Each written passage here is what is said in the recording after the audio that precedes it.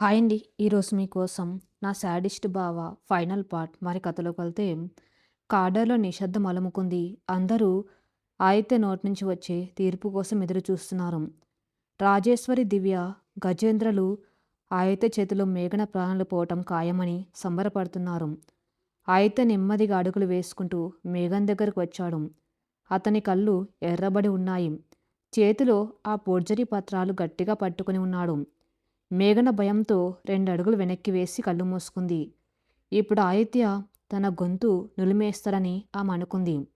కాని ఊహించని విధంగా ఆదిత్య మేఘన చేయి పట్టుకున్నాడు. ఆ పట్టులో కోపం లేదు, ఒక భరోసా ఉంది. మేఘన ఆశ్చర్యంగా కళ్ళు తెరిచింది. ఆదిత్య అక్కడున్న గజేంద్ర, రాజేశ్వర్ వైపు తీక్షణంగా చూశాడు. బాబాయ్, ఈ కాగితాల మీద ఉన్న సంతకం తాతయ్యదే కావచ్చు. ఈ పత్రాలు పక్కగా ఉండొచ్చు. కానీ ఇవి నా భార్య చేయలేదని నాకు తెలుసు. ఆదిత్య నోటి నుంచి వచ్చిన ఆ మాట వినగానే గజేంద్ర, రాజేశ్వరి, దివ్యల ముఖాల్లో నెత్తురు చుక్క లేదు. అందరూ షాక్లో ఉండిపోయారు. మేఘన కళ్ళల్లో ఆనంద బాష్పాలు రాలాయి. ఏంటి ఆదిత్య, నువ్వు మాట్లాడేది? ఆధారాలు కళ్ళ ముందు కనిపిస్తూ ఉంటే దాన్ని వెనకేసుకుని వస్తున్నావా? నీకు మతిపోయిందా? కోపంగా అరిచాడు గజేంద్ర. ఆదిత్య చేతిలో ఉన్న ఆ కాగితాలను ముక్కలు ముక్కలుగా చింపేశాడు. ఆ ముక్కలను గాల్లోకి విసిరేస్తూ గజేంద్ర వైపు అడుగులు ముందుకు వేశాడు. నాకు మతిపోలేదు బాబాయ్. నా బుర్ర ఇప్పుడు చాలా క్లియర్గా పనిచేస్తుంది. మొన్నటిదాకా నా భార్యను ఒక దోషిగా, నా శత్రువుగా చూశాను. కానీ ఒక మనిషి ప్రాణాలు పోతున్నాయని తెలిసినప్పుడు ఆమె కళ్ళల్లో ఉన్న నిజాయితీ నేను చూశాను.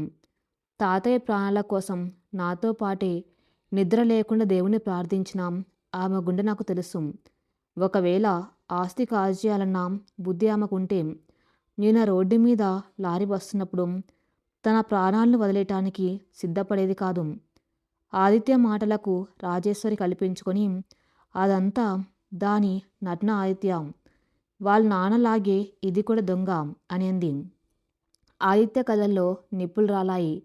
ఆపండి ఆంటీ, 15 ఏళ్ల క్రితం రమేష్ మోసం చేశాడు కదా అని మేఘన కూడా మోసం చేస్తుందన్న గ్యారెంటీ లేదు. నా భార్య మీద నాకు నమ్మకం ఉంది. నా తాతయ్య బతికి వచ్చే వరకు ఈ ఆస్తుల గురించి, డాక్యుమెంట్ల గురించి ఎవరైనా మాట్లాడితే వర్మ గ్రూప్ అధినేతగా వాళ్ళంతు చూస్తాను అని గట్టిగా హెచ్చరించాడు. గజేంద్ర పళ్ళు కొరుక్కుంటూ, దీనికోసం సొంత బంధువులను కాదనుకున్నావా ఆదిత్య? కాలం ఎప్పుడు ఒకేలా ఉండదు, గుర్తుపెట్టుకో అని వార్నింగ్ ఇచ్చి అక్కడి నుంచి కోపంగా వెళ్ళిపోయాడు. దివ్య, రాజేశ్వరి కూడా ఏమీ చేయలేక సైలెంట్గా వెళ్ళిపోయారు. అందరూ వెళ్ళిపోయాక ఆసుపత్రి కార్డర్లో ఆదిత్య, మేఘన మాత్రమే మిగిలారు. మేఘన కన్నీళ్లు ఆపుకోలేకపోయింది. ఇన్నాళ్ళు తనను రాక్షసుల్లా హింసించిన మనిషి ఈరోజు ప్రపంచం మొత్తం తనను వేలెత్తి చూపుతున్నా తన కోసం నిలబడ్డం ఆమె గుండెను తాకింది. మేఘన వెక్కి వెక్కి ఏడుస్తూ ఆదిత్య గుండెల మీద వాలిపోయింది. ఆదిత్య కూడా ఆమెను తన 2 చేతులతో అక్కున చేర్చుకున్నాడు. నన్ను నమ్మినందుకు థ్యాంక్స్ ఆదిత్య గారు. నేను దొంగను కాదు. నా వల్ల మీ కుటుంబానికి ఎలాంటి నష్టం జరగనివ్వను కన్నీళ్లతో అంది మేఘన. ఆదిత్య ఆమె తల్లి నిమురుతూ, నాకు తెలుసు మేఘన, నీ మౌనం వెనక ఉన్న నిజాయితీ నాకు అర్థమైంది. నువ్వు దేనికి భయపడకు, నేను నీకు అండగా ఉంటాను అని ధైర్యం చెప్పాడు. నారాయణరావు ఆసుపత్రి నుంచి డిశ్చార్జ్ అయి ఇంటికి వచ్చాడు. కానీ ఆయన ఇంకా మంచానికి పరిమితమయ్యాడు. ఆదిత్య మేఘన పట్ల మృదువుగా ప్రవర్తించడం చూసి రాజేశ్వరి, దివ్యలకు నిద్రపడ్డం లేదు. గజేంద్ర ఆస్తి కోసం వేసిన స్కెచ్ ఫెయిల్ అవటంతో ఈసారి దివ్య నేరుగా ఆదిత్య మైండ్ గేమ్ను టార్గెట్ చేసింది. 15 ఏళ్ల క్రితం ఆదిత్యకు జరిగిన అన్యాయాన్ని, అతని మెదడులో నాటుకుపోయిన గాయాన్ని వాడుకోవాలని దివ్య నిర్ణయించుకుంది. ఒకరోజు మధ్యాహ్నం ఆదిత్య ఇంట్లో లేని సమయం చూసి మేఘన ఫోన్ను దివ్య రహస్యంగా దొంగలించింది. ఒక మిమిక్రీ ఆర్టిస్ట్ సహాయంతో రమేష్ గొంతును సృష్టించింది. మేఘన గతంలో మాట్లాడిన కొన్ని మాటలను ఎడిట్ చేసి ఒక భయంకరమైన ఆడియో క్లిప్ను తయారు చేసింది.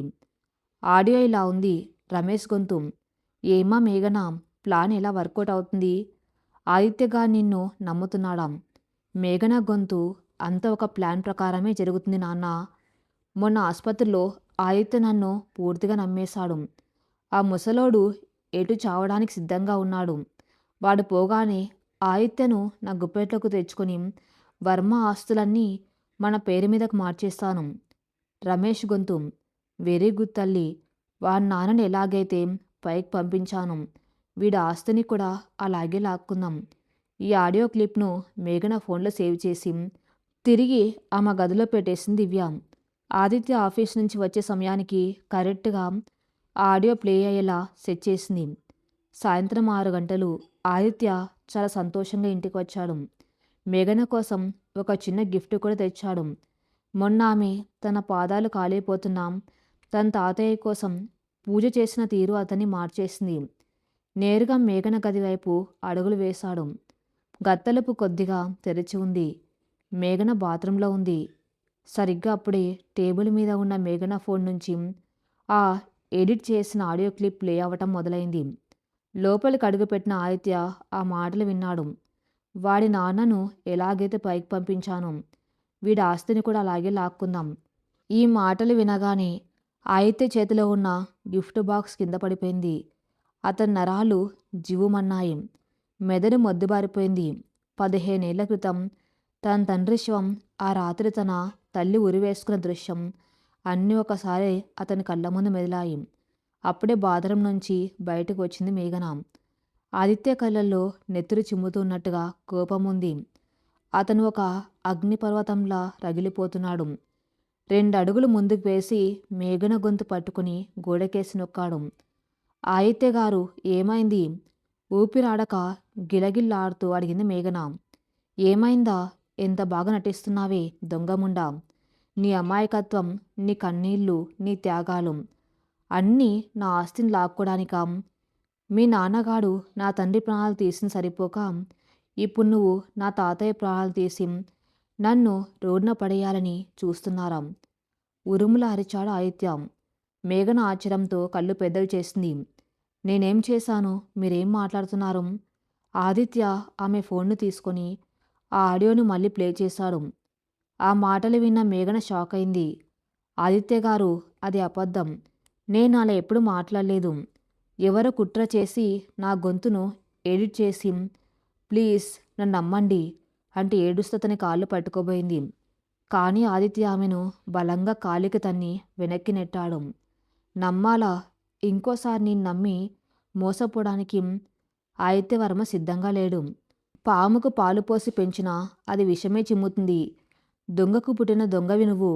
నీ మొహం చూస్తేనే నాకు అసహ్యం వేస్తుంది. ఇప్పుడే, ఈ క్షణమే నా ఇంట్లోంచి గెట్అవుట్ అని గర్జించాడు ఆదిత్య. ఆ శబ్దాలకు రాజేశ్వరి, దివ్య అక్కడికి వచ్చారు. వాళ్ళ ముఖాల్లో విజయం సాధించిన గర్వం స్పష్టంగా కనిపిస్తుంది. చూసావా ఆదిత్య, దీని అసలు రంగు బయటపడింది. మెడపట్టి గెంటై ఈ దరిద్రాన్ని అంటూ రెచ్చగొట్టింది రాజేశ్వరి. ఆదిత్య కళ్ళల్లో తన పట్ల ఉన్న అసహ్యాన్ని మేఘన చూసింది. ఇన్నాళ్ళు తన పడ్డ కష్టం, చేసిన త్యాగం, దాచిన రహస్యం అన్నీ బూడిదలో పోసిన పన్నీరయ్యాయని ఆమెకు అర్థమైంది. ఆదిత్య మనసులో తన తండ్రి పట్ల ఉన్న ద్వేషం ఎంత బలంగా నాటుకపోయిందో, ఆ పగ ఏ స్థాయికి చేరిందో ఆమె కళ్ళారా చూసింది. కానీ ఈసారి మేఘన ఏడవలేదు. ఆమె కళ్ళల్లో కన్నీళ్లు ఇంకిపోయాయి. ముఖంలో ఒక శూన్యత, ఒక భయంకరమైన ప్రశాంతత అలముకున్నాయి. నెమ్మదిగా కింద నుంచి లేచి నిలబడింది. ఆమె కళ్ళలోకి సూటిగా చూస్తూ గొంతు వనక్కుండా చాలా స్థిరంగా మాట్లాడింది మేఘన. నేను వెళ్ళిపోతాను ఆదిత్య గారు. మీరు నన్ను గెంటేయవలసిన అవసరం లేదు. నా ఆత్మాభిమానాన్ని చంపుకొని నేను ఇక్కడ ఒక్క క్షణం కూడా ఉండను. కానీ ఒకటి గుర్తుపెట్టుకోండి, నా తండ్రి కానీ నేను కానీ మీకు ఎలాంటి ద్రోహం చేయలేదు. ఒకరోజు మీకు నిజం తెలుస్తుంది. మీ పగకు, మీ కోపానికి ఎంత అన్యాయం జరిగిందో మీకు అర్థమవుతుంది. కానీ అప్పుడు మీరు నా కోసం ఎంత ఏడ్చినా, నా కాళ్ళు పట్టుకుని బతిమలాడినా నేను మాత్రం తిరిగి రాను. ఆ మాటలు చెప్తుంటే ఆమె గొంతులో ఉన్న నిజాయితీ ఆదిత్య గుండెను ఒక క్షణం తాకింది. కానీ తన అహంకారం, కళ్ళ ముందు ఉన్న ఆడియో ఆధారం అతన్ని గుడ్డివాణ్ణి చేశాయి. వెళ్ళు, మళ్ళీ నా కంటికి కనిపించకు అని ముఖం తిప్పుకున్నాడు ఆదిత్య. మేఘన్ తన చిన్న బ్యాగ్ తీసుకొని కింద ఉన్న రాజేశ్వరి దియ వైపు ఒకసారి తీక్షణంగా చూసి వర్మ ప్యాలెస్ గడప దాటి వెళ్ళిపోయింది. వెళ్లే ముందు ఆమె తన మెల్లో ఉన్న మంగళసూత్రాన్ని తీసి దేవుడి మందిరంలో పెట్టి వెళ్ళిపోయింది. ఆ తాడుని చూసినప్పుడు ఆయితే గుండెలో ఏదో తెగిపోయినట్టు అనిపించింది. కాంతను కదిలి వెళ్ళలేదు. రాత్రి 8 గంటలు. మేఘన వెళ్ళిపోయిన తర్వాత ఇల్లంతా నిశ్శబ్దంగా ఉంది.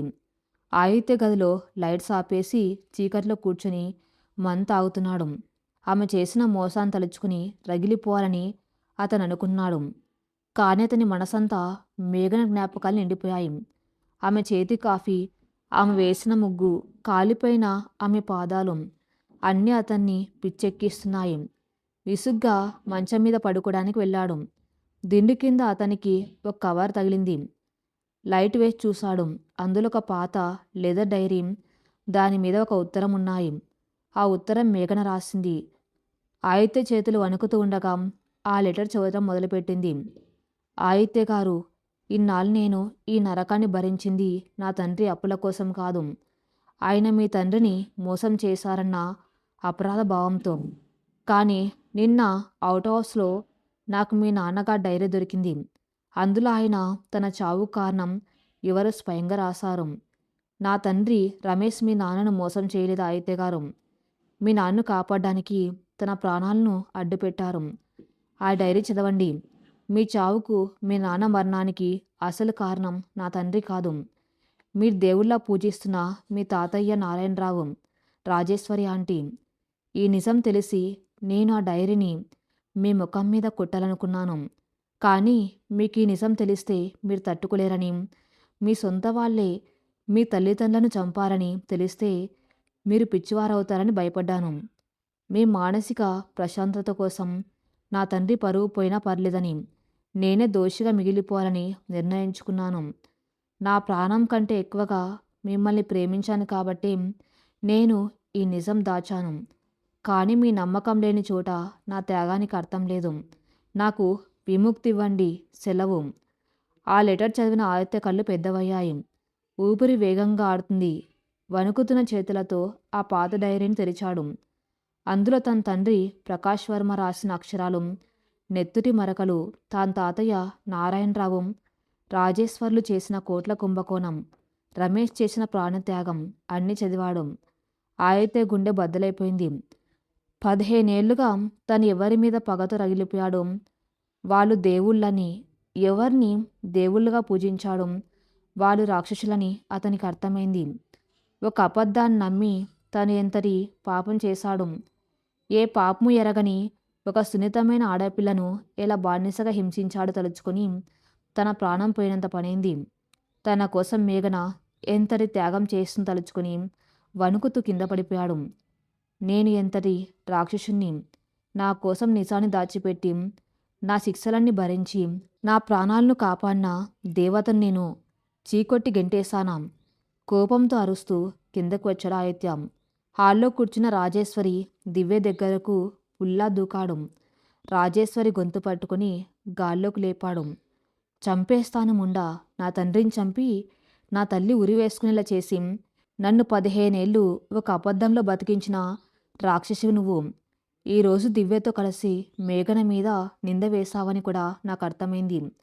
నా మేఘన దొరికిన తర్వాత మీ అందరి సంగతి చెప్తాను అని వారిని అక్కడే వదిలేసి కార్తలాలు తీసుకుని పిచ్చివాళ్ళ బయటకు పరిగెత్తారు ఆదిత్య.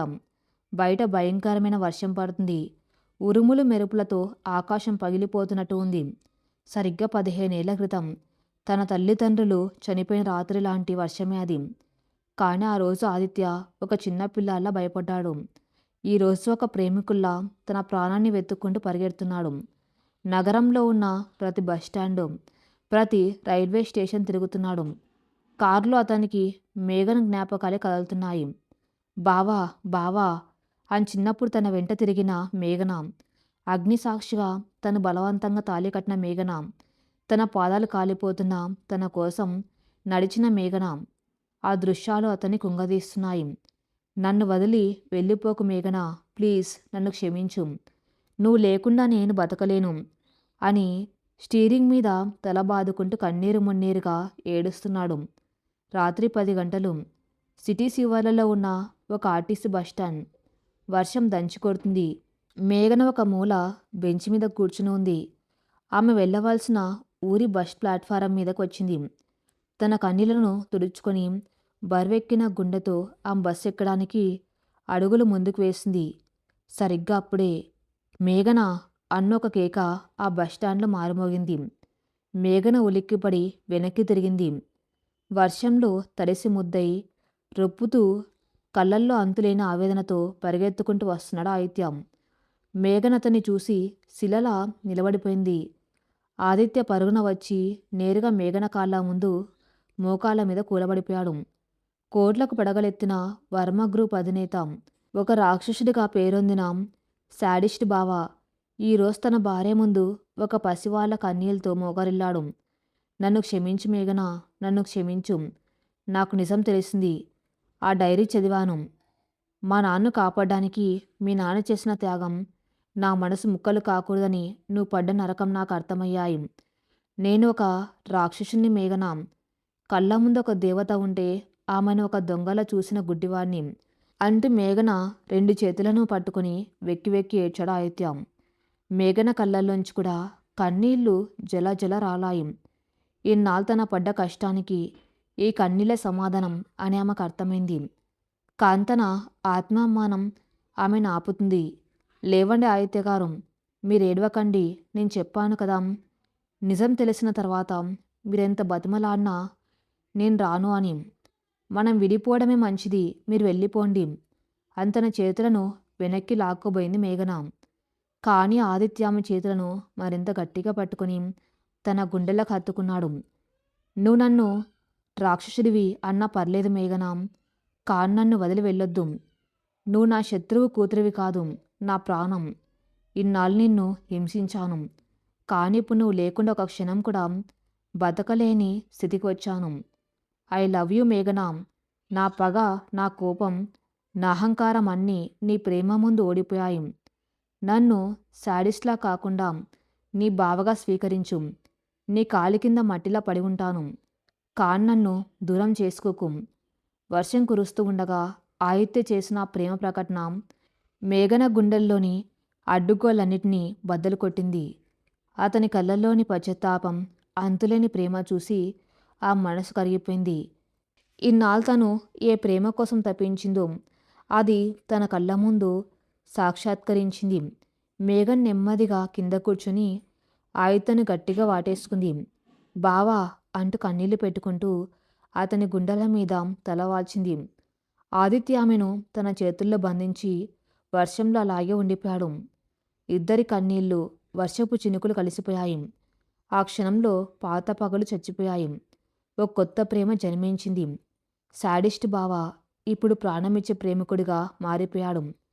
బస్టాండ్ నుంచి మేఘను తీసుకుని కారులో వర్మ ప్యాలెస్ వైపు బయలుదేరాడు ఆదిత్య.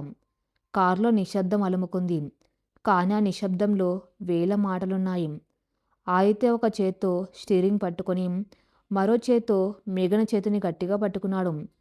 ఆ స్పర్శలో ఇక నిన్ను ఎప్పటికీ వదలను అన్న భరోసా ఉంది.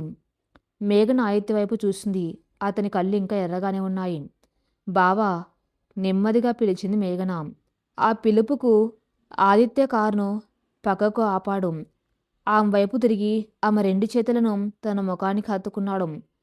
నన్ను క్షమించవా మేఘన?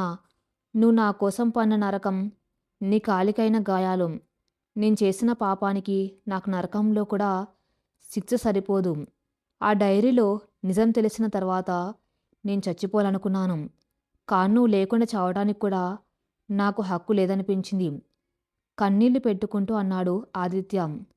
మేఘన అతని కన్నీళ్లను తన చేతులతో తుడిచింది. నేనెప్పుడూ మిమ్మల్ని క్షమించేశాను బావా. నాకిలాంటి కోపం లేదు. కానీ ఇప్పుడు మనం ఇంటికి వెళ్తున్నాం.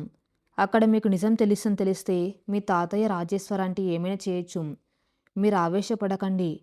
వాళ్ళు మీ సొంత వాళ్ళు. దయచేసి ఇలాంటి తప్పు చేయకండి అని బతిమలాడింది. ఆదిత్య కళ్ళల్లో ఒకసారిగా అగ్నిపర్వతం బద్దలైంది. సొంత వాళ్ళు రాక్షసులు మేఘన. నా తండ్రిని మోసం చేసి చంపారు. నా తల్లి ఉరివేసుకునేలా చేశారు. నా చేత నీలాంటి దేవతను హింసించేలా చేశారు. వాళ్ళను వదిలిపెట్టే ప్రసక్తి లేదు. ఈరోజు వర్మ ప్యాలెస్లో అసలైన నరకం అంటే ఏంటో నేను చూపిస్తాను. నువ్వు కేవలం నా వెనక నిలబడు. నీకు జరిగిన ప్రతి అవమానానికి నేను బదులు తీర్చుకుంటాను అని దృఢంగా చెప్పి కారు స్టార్ట్ చేశాడు. వర్మ ప్యాలెస్ హాల్లో వాతావరణం పండగలా ఉంది. ఖరీదైన మందు తాగుతూ సోఫాలో దర్జాగా కూర్చుని ఉన్నాడు గజేంద్ర. ఎదురుగా రాజేశ్వరి, దివ్యలు నవ్వుకుంటూ మాట్లాడుకున్నారు.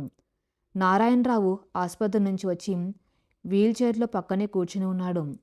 చూసారా వదిన, నా ప్లాన్ ఎంత అద్భుతంగా వర్కౌట్ అయిందో. ఆ మేఘన పీడ శాస్త్రంగా వదిలిపోయింది. ఆయిత్యగాడు దాన్ని మెడపట్టి గెంటేశాడు. ఇక మనకు అడ్డు లేదు ఆనందంగా అన్నాడు గజేంద్ర. దివ్య పగలబడి నవ్వింది. అంతేకాదంకుల్, నేను క్రియేట్ చేసిన ఆ ఫేక్ ఆడియో క్లిప్ చూసి ఆయిత్య నిజంగానే పిచ్చివాడిపోయాడు. వాడికి ఆ రమేష్ ఫ్యామిలీ అంటే ఉన్న పగ అలాంటిది. ఇప్పుడు ఆయిత్య ఒంటరివాడు. రేపే నేను వాడి దగ్గరికి వెళ్ళి ఓదార్చి వాడి మెడలో పడతాను. నారాయణరావు ముఖంలో క్రూరమైన నవ్వు వెలిసింది. 15 ఏళ్ల క్రితం ప్రకాష్ గాడు నా మాట వినకుండా నా ఆస్తులు కాపాడడానికి రమేష్ గాడికి నిజం చెప్పాడు. అందుకే వాణ్ణి నా దారిలోంచి తప్పించాను. ఇప్పుడు ఆ రమేష్ కూతురు ఈ ఇంటికి కోడలుగా వచ్చి నా ఆస్తులు కొట్టేయాలని చూసింది. నా నారాయణరావు బతుకుండగా ఈ వర్మ ఆస్తులు వేరే వాళ్ళ చేతుల్లోకి వెళ్ళవు. గజేంద్ర, రేపే ఆయితతో మాట్లాడి కంపెనీ పవర్ ఆఫ్ అటార్నీ నా పేరు మీదకు మార్పించు. ఆ తర్వాత ఆయితగాడికి దివ్యనిచ్చి పెళ్లి చేసి వాణ్ణి మన కీలుబొమ్మలా మార్చేద్దాం. రాజేశ్వర ఆనందంగా గ్లాసులు చీజ్ చెప్పబోయింది. సరిగ్గా అప్పుడే ఇంటి మెయిన్ డోర్ బడాల్మని బద్దలైనట్టుగా తెరుచుకుంది. లోపలికి వస్తున్న ఒక దృశ్యాన్ని చూసి వాళ్ళ చేతుల్లోని గ్లాసులు కిందపడి ముక్కలయ్యాయి. ఆయిత్య గడపలో నిలబడి ఉన్నాడు. అతని కళ్ళు నెత్తురు చిమ్ముతూ ఉన్నట్టుగా ఉన్నాయి. అతని ఒక చేతిలో ఆ పాత డైరీ ఉంది. మరో చేత్తో మేఘన చేతిని గట్టిగా పట్టుకుని ఉన్నాడు. తన మెడ పట్టి గెంటేసిన భార్యను మళ్ళీ అదే ఆయిత్య అంత దర్జాగా ప్రేమగా చేతిని పట్టుకొని తీసుకురావటం చూసి రాజేశ్వర, దివ్యల గుండెలు ఆగిపోయినంత పనైంది. గజేంద్రకు చెమటలు పట్టాయి. ఆదిత్య అడుగులు వేస్తూ మేఘంతో కలిసి హాల్ మధ్యలోకి వచ్చాడు. ఆ అడుగుల చప్పుడుకి ఇల్లంతా వణుకుతూ ఉన్నట్టు అనిపించింది. ఏంటి ఆదిత్య ఇది? ఆ దొంగదానికి మళ్ళీ ఇంట్లోకి ఎందుకు తీసుకొచ్చావు? దానికెంత పొగరో చూసావుగా. మన ఆస్తులు కొట్టేయాలని కుట్ర చేసింది. వెంటనే దాన్ని బయటికి గెంటయి. భయాన్ని కప్పుచ్చుకుంటూ గట్టిగా అరిచింది రాజేశ్వరి. ఆదిత్య ఒక్క ఉదుట్న ముందుకు వెళ్ళి టేబుల్ మీద ఉన్న విస్కీ బాటిల్ని తీసుకుని రాజేశ్వరి కళ్ళ ముందు గోడకేసి బలంగా కొట్టాడు. ఆ శబ్దానికి రాజేశ్వరి వణికిపోయి వెనక్కి తగ్గింది. నోరుమీ రాక్షసి! ఆయితే గర్జన ఆ భవంతిలో మారుమోగింది. దొంగలు ఎవరు? కుట్రలు చేసింది ఎవరు? 15 ఏళ్లుగా ఈ ఆస్తుల కోసం నా ప్రాణాలతో ఆడుకుంది ఎవరు? అన్నీ నాకు తెలిసిపోయాయి. ఆయితే చేతిలో ఉన్న ఆ పాత ఎర్ర డైరీని తీసి వాళ్ళ ముఖం మీదకు విసిరాడు. ఆ డైరీని చూడగానే నారాయణరావు, రాజేశ్వర్ల ముఖాల్లో నెత్తురు చుక్కలేదు. 15 ఏళ్ల క్రితం తాము కాల్చేశామనుకున్న ప్రకాష్ వర్మ పర్సనల్ డైరీ ఇప్పుడు ఆయిత చేతుల్లోకి ఎలా వచ్చిందో వాళ్ళకు అర్థం కాలేదు. చూసారా తాతయ్య, ఇది నాన్న రాసిన డైరీ. మీ కళ్ళల్లో నెత్తురు కనపడకపోయినా ఈ డైరీలో ఆయన కార్చిన నెత్తురి కన్నీరు స్పష్టంగా కనిపిస్తుంది.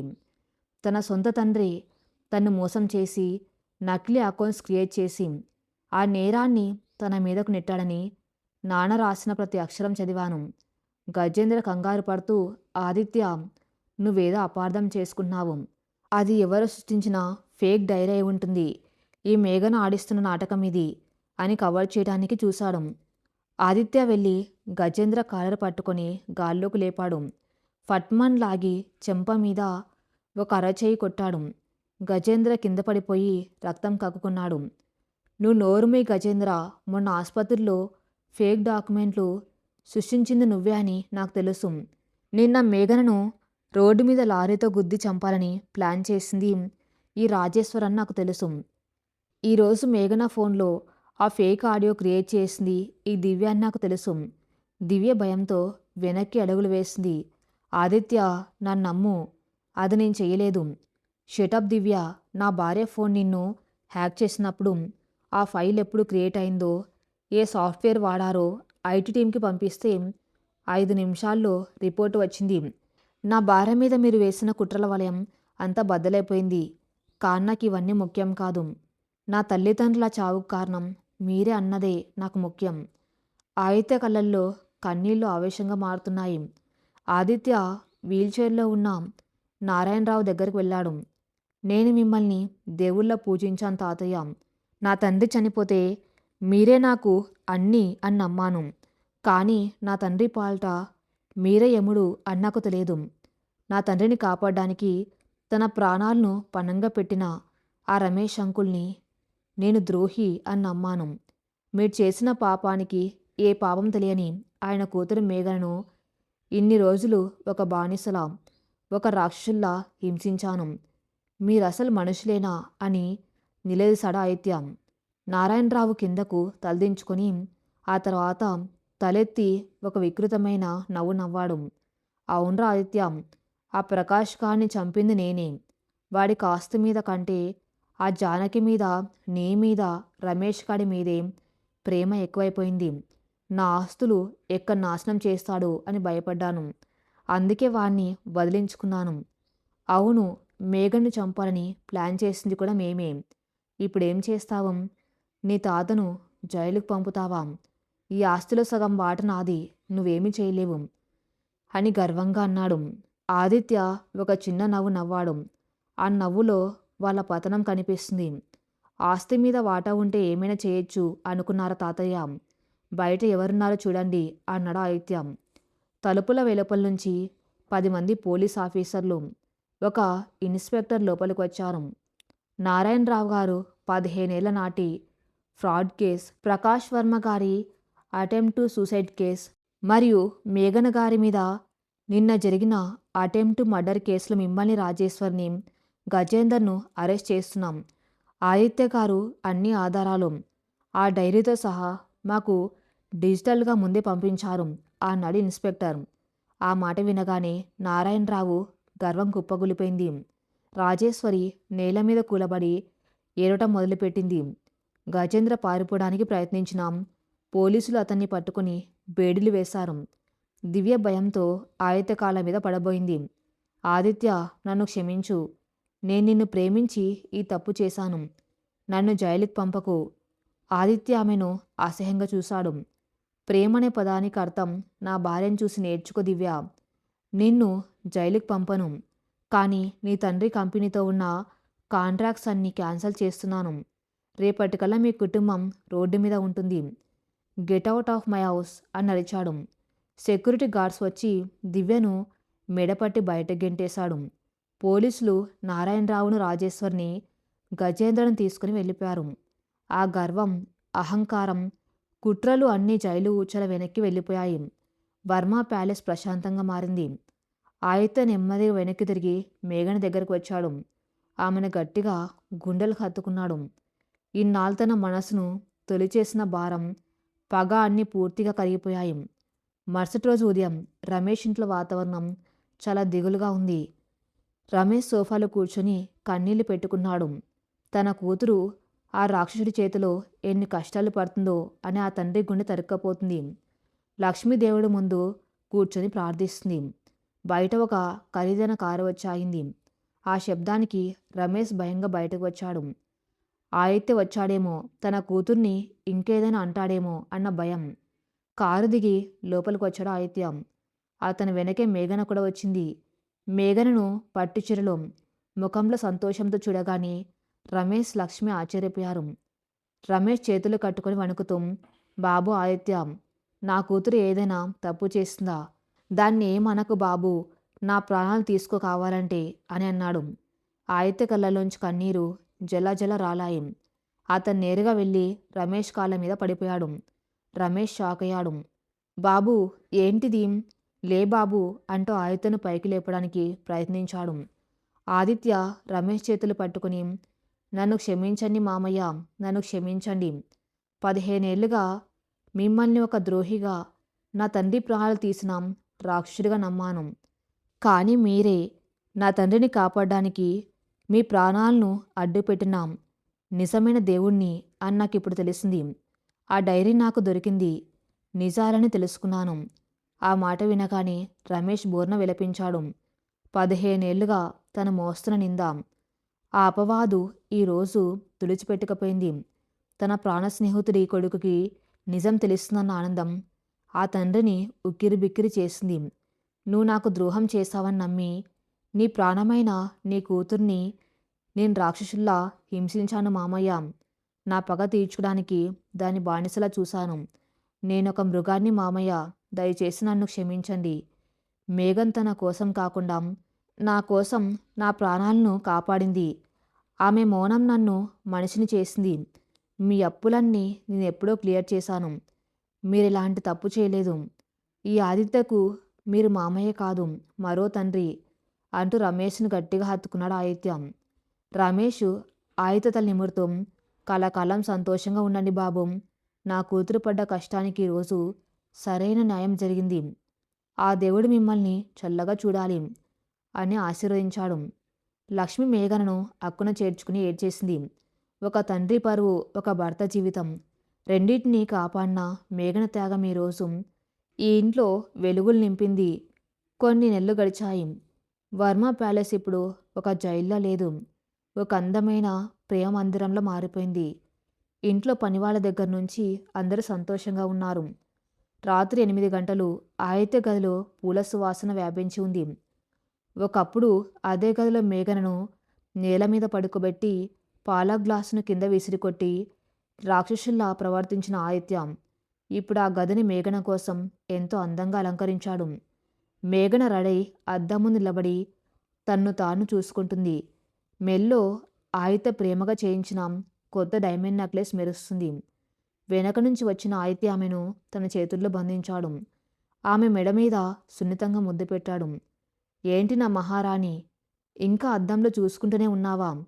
ఈ శాడిస్ట్ బావ నీ కోసం వెయిట్ చేస్తున్నాడు అని తెలియదా అంటూ కొంటెగా ఆట పట్టించాడు.